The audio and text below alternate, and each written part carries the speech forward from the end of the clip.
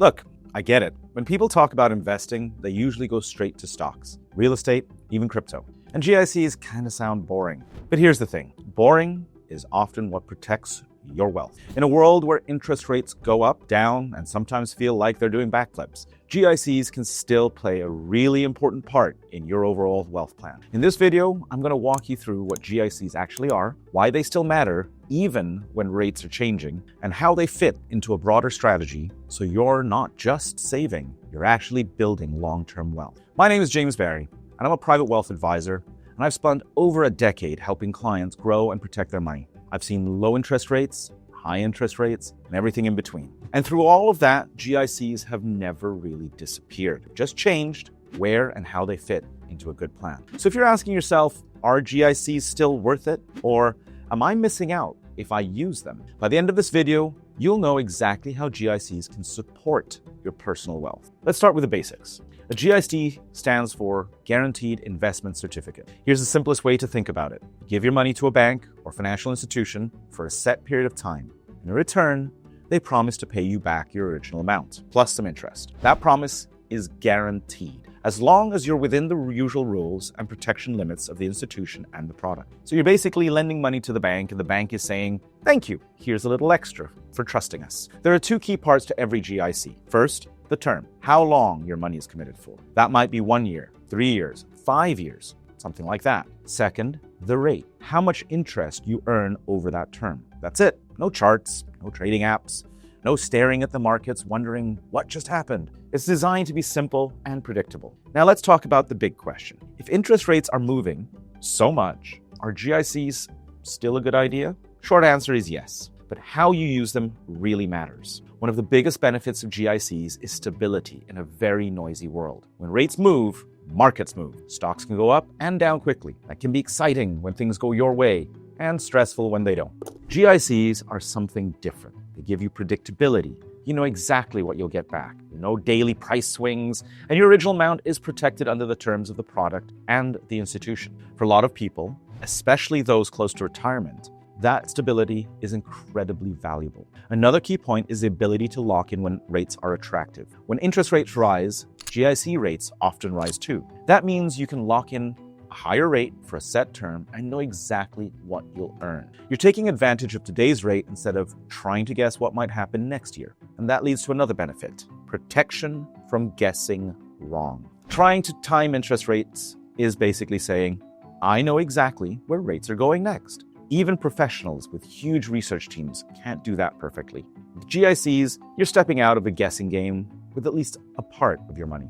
You're saying, I don't know where rates will go, but I'm comfortable earning this guaranteed return on this amount for this period of time. That's a smart, humble approach. And in investing, humble often beats overconfident. Now, I want to put GICs in the right context because they're a tool, not the whole toolbox. Imagine your wealth as a house. The upper floors, the places where a lot of the growth happens, are things like stocks, real estate, and other growth investments. They can go up and down over a long period of time, but they're designed to help your wealth grow. The foundation of the house is safety and stability. That's where things like GICs come in. GICs help support the structure so that when markets get shaky, the whole house doesn't feel like it's falling over. You wouldn't build a house with just a foundation, but you also wouldn't build a house with no foundation at all. A good wealth plan usually has both: investments that can grow over time and investments that are steady and predictable. So, where do GICs fit best? GICs are especially useful for short to medium-term goals,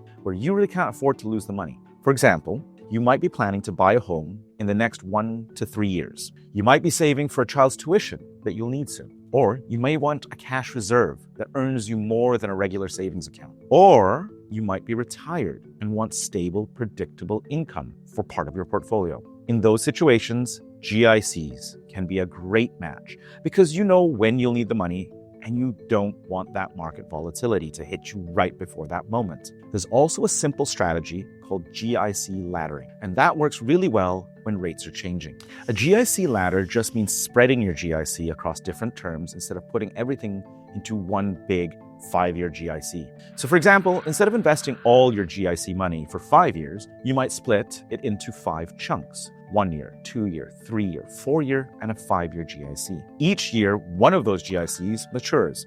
When that happens, you can either use the money, if you need it, or reinvest it into a new 5-year GIC at the current rate. This does a few helpful things. First, it reduces the risk of locking all your money in at the wrong time. Second, it gives you regular access to part of your money every year. And third, it lets you gradually adjust to the changing interest rates instead of committing everything at once. Now, GICs are useful, but they're not perfect. And it's important to be honest about the trade-off. First, GICs usually have lower growth potential than stocks or real estate over the long term. They're not meant to be your main growth engine for decades. Their job is safety, not maximum growth. Second, many GICs lock in your money until they mature. Some allow early redemptions, but there can be rules or penalties. And that means you don't want to put all of your emergency money into a GIC. You still want some cash that you can access immediately if life throws you a surprise. Third, there's inflation. If the cost of living is rising faster than your GIC rate, your dollars are safe, but what those dollars can buy might slowly shrink. That's why GICs usually work best along growth investment, not instead of them. So again, GICs are one tool in the toolkit. They're excellent for safety, stability, and short to medium term goals, but they are not designed to replace long-term investment. Let me give you a simple example of how this might look in real life. Imagine you have $500,000 invested. You might decide to keep $50,000 to $75,000 in cash and very liquid savings for emergencies. You could then put, say, $100,000 to $150,000 into a GIC ladder for the next 1 to 5 years of planned needs and for stability. And the rest could stay invested in a diversified long-term portfolio of stocks, bonds, other assets for growth. In that setup, if markets get rough, you know you have cash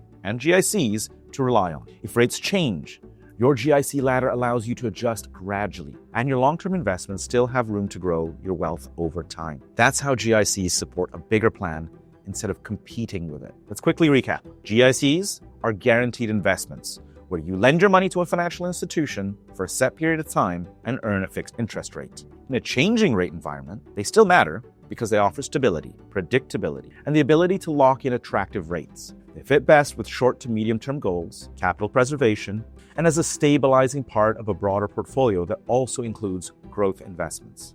Strategies like GIC ladders can help you deal with changing rates without having to perfectly time the market. GICs won't make your wealth plan flashy or exciting, but they can make it safer, steadier, and more intentional. And that's often what leads to real peace of mind. If you found this helpful, go ahead and tap the like button so more people can see it, and subscribe for more clear, simple videos on building and protecting your wealth. If you're wondering how much of my portfolio should be in a GIC versus other investments, that's where personal advice really matters. I'm James Barry, I'm a private wealth advisor, and my team and I help clients build custom plans that balance safety, growth, and peace of mind. If you'd like to talk through your options, check out the link in the description and reach out. We can look at your situation, your goals, and figure out if and how GICs should play a role in your strategy. Thank you for watching, and I'll see you in the next one.